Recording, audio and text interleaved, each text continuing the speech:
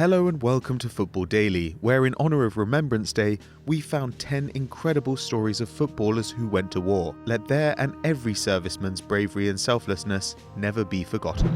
The Death Match. In 1941, Nazi Germany launched Operation Barbarossa, capturing key areas of the Soviet Union, including Ukraine. Of course, the invasion upended domestic football, and some of the country's finest clubs were dismantled, including Dynamo Kiev. Some players from the club reportedly went to work in a bread factory, where workers had already formed a new club, FC Start. This much is definitely true, but the following stories about the death match, however, have been widely debated. FC Start had already routed a team of Germans 5-1 weeks before, so when a rematch was organised, the Germans assembled new recruits in a bid for revenge. It didn't work, as FC Start, which included Dynamo's former goalkeeper and captain Nikolai Trusovic, ran out 5-3 victors. Over the next year, the Gestapo reportedly executed 5 members of the team, denouncing them as communist collaborators. Many Russian reports signal the Germans' humiliation as motive for the subsequent brutality, whilst others point towards a rival coach, who,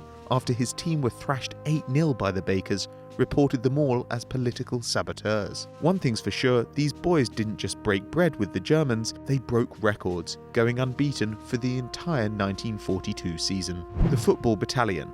Before. Can I live as an Englishman without doing something against these barbarians? William Joynson Hicks asked as he roused interest for the Football Battalion. The noisy town hall in Fulham contained around 500 seemingly enthusiastic players, but when the dust settled, only 35 of them signed up, with many still tied to their club contracts. Originally, it was agreed football would continue during the Great War to keep public spirits up at home, but it wasn't long before influential figures like Sir Arthur Conan Doyle were questioning why young, able-bodied men were wasting their time playing football and not fighting for their country. Though this was swiftly dismissed by some of the blue-collar papers as nothing but a guilt trip from the upper classes, it had the desired effect, and the Football Battalion's numbers began to swell. The core of the team was made up of household names, such as England international Frank Buckley, the whole Leyton Orient team, 14 of Brighton's 17-man roster, Chelsea and QPR stars Vivian Woodward and Evelyn Lintott, plus Walter Tull. Men began to sign on in their droves to play next to their heroes, and a lot of them would die next to them too. We'll return to their story later on in our list. McCrae's Battalion. At the start of the 1914-15 season, Hearts were Scotland's in-form team, on a red-hot streak of 8 successive wins. Then, on the 26th of November, roused by a call to arms, every member of the first team enlisted in the British Army. The battalion was formed by Sir George McCrae, an Aberdonian raised in the slums of Edinburgh. McCrae had connections with the Midlothian club, and when recruits were in short supply, he promised the War Office he'd deliver a group of exceptional young men, but only if he could go with them. At 54, he was too old, but the War Office was desperate and agreed to his terms. 7 members of the Hearts team never returned to Scotland. 3 of them, Harry Watty, Duncan Curry and Ernie Ellis, were killed on the first day of the Somme offensive. Another player, Paddy Crosnan, was so badly injured that his right leg was all set for amputation. This was until a German surgeon, who was also a prisoner of war, answered his pleas to save it. Crosnan would go on to survive the war, both legs intact. The boys from Edinburgh gave up future sporting glory for the hope of a better future.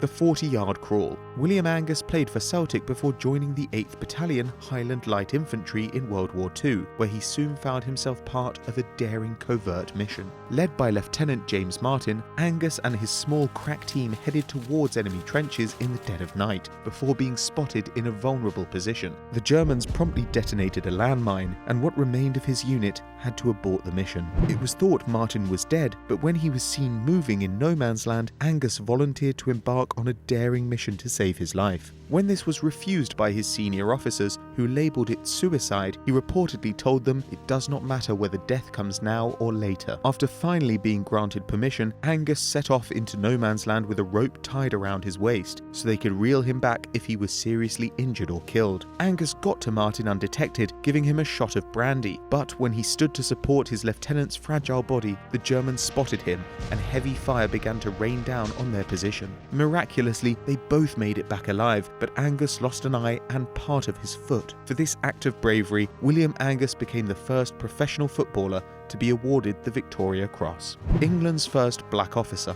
Walter Tull was another talented footballer who abandoned a career at the top level to serve his country during the Great War. After turning out 120 times for Tottenham and Northampton Town, he enlisted in the Middlesex Regiment and was soon promoted to the rank of sergeant after displaying excellent leadership ability under fire. In 1916, Tull was part of a major Somme offensive, surviving the ordeal but contracting trench fever, whereafter he was sent home to recover. It was here, despite the law explicitly stating those of African or mixed racial heritage could not serve as officers, that Tull assumed the rank of second lieutenant. He returned to action as the first black officer in the British Army, but sadly, on March 25, 1918, the trailblazer was killed in France. Such was the popularity of the officer amongst his troops, they made a valiant effort to retrieve his body. Unfortunately, the constant bombardment of machine gun fire made it impossible, and his remains were never found. Tull was one of 11 former members of Tottenham Hotspur that were killed during the First World War.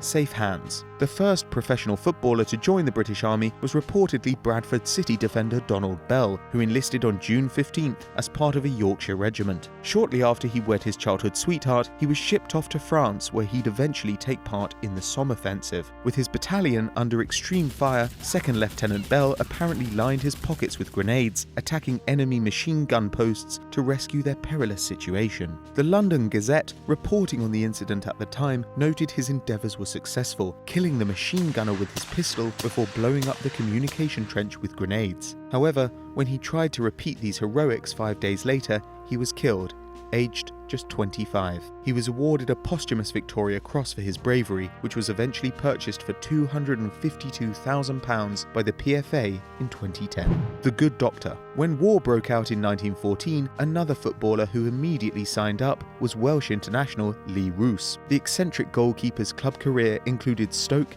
Everton, Sunderland, Aston Villa and Arsenal, and he was renowned as one of the finest amateur players at a time when the game had been largely professionalised. Such was his popularity, when the Daily Mail ran a poll to create a World 11, he was chosen as the goalkeeper by a substantial margin. As his father was a pacifist, he first joined the medical corps, attending to soldiers in hospitals in Rouen and Gallipoli. But after several months tending to the wounded, the pull of action proved too great, and he signed on with the Fusiliers. In the Battle of the Somme, an eyewitness account said he threw bombs until his arms gave out, and then, joining the covering party, used his rifle to great effect. The man about town had become a fierce soldier on the front line. The last time the Welsh international was seen was on an attack on German trenches at Goudecourt, running towards the enemy at full pelt. His body was never recovered. Harry Goslin and the Wanderers. When Germany invaded Poland in 1939, Harry Goslin stood in the middle of Brandon Park and told the crowd that he and the rest of his Bolton Wanderers squad were going to sign up to the war effort. After 300 appearances for the Trotters in a career that spanned 9 years, Goslin and his men headed for Dunkirk, where they won praise during the bloody withdrawal, and Goslin was duly promoted to lieutenant.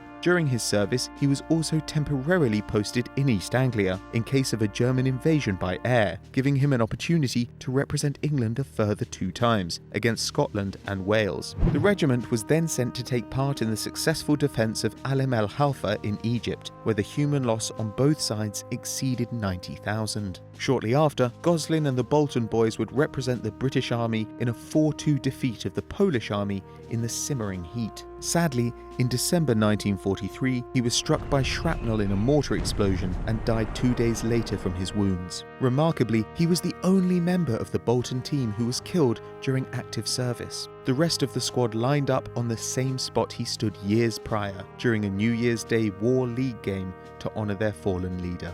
A Man Called Bert. Our next story is a shining example of how, even after so much hate and bitter conflict, football has the ability to heal even the deepest wounds. German Bernhard Trautmann, or Bert as English football fans later called him, was a decorated paratrooper in the German Luftwaffe Corps, earning Nazi Germany's highest honour, the Iron Cross. After his unit was decimated on the Western Front, he decided to head home to Bremen without leave, avoiding German troops in case he was captured and court-martialed. He managed to escape the clutches of the Russians and the French too, before finally being captured by the English. One of only 90 men to survive out of the 1,000 in his battalion, Trautmann served as a POW in Lancashire, and when he refused repatriation to Germany, he settled in the area, combining farming with playing football for St Helens. His commanding performances caught the eye of Manchester City, for whom he'd go on to make more than 500 appearances. This was originally met with stern opposition, as he was deemed the enemy within, but over time his committed performances, including playing an